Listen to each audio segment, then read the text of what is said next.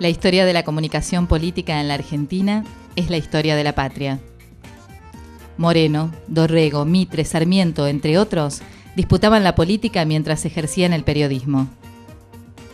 En 1867, Ovidio Lagos lanzó La Capital, con el objetivo de lograr que Rosario se convirtiera en la capital del país, con apoyo de Urquiza. En 1870 apareció La Nación.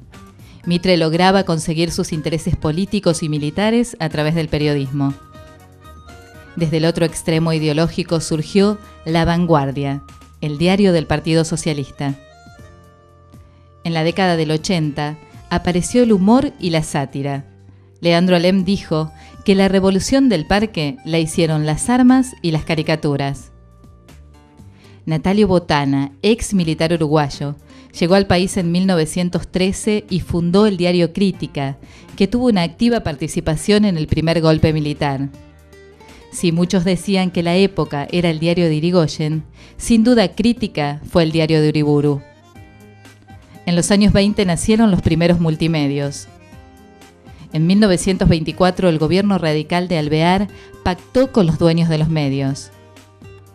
Entre 1930 y 1943 se consolidó el sistema radial norteamericano que perdura hasta nuestros días, emisoras privadas financiadas por publicidad.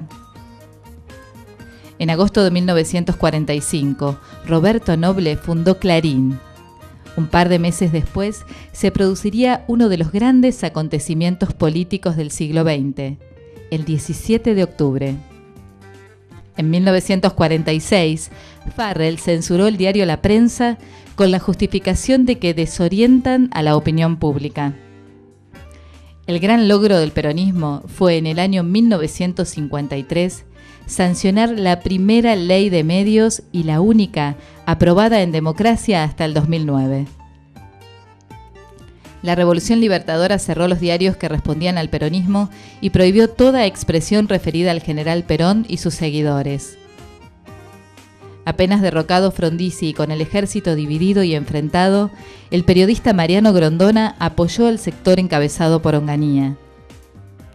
La revista de Jacobo Timerman, Primera Plana, con las editoriales de Grondona junto a La Nación y La Prensa, generaron una imagen del presidente radical Arturo Illia que llevó a su derrocamiento en 1966. En 1972, el gobierno de Lanusse creó el Comité General de Radiodifusión, CONFER. Las redacciones se poblaron de periodistas militantes y muchos entraron en la lucha armada. Montoneros lanzó el diario Noticias y el ERP compró a El Mundo, pero en 1974, el gobierno de Isabel Perón prohibió a los medios mencionar a las organizaciones armadas. El golpe militar que derrocó a Isabelita fue detallado y anticipado por 19 ediciones de La Razón. El martes 23 de marzo tituló «Es inminente el final, todo está listo». La censura, el cierre de medios y la desaparición de periodistas pasaron a ser habituales. El plan de exterminio de los militares jamás llegó a los grandes diarios, salvo honrosas excepciones. Mientras tanto, la dictadura le entregó la fabricación de papel prensa a La Nación, Clarín y La Razón a cambio de sus favores. Canal 7 y Canal 9 quedaron bajo el mando del ejército, aunque Romay se negó a vender.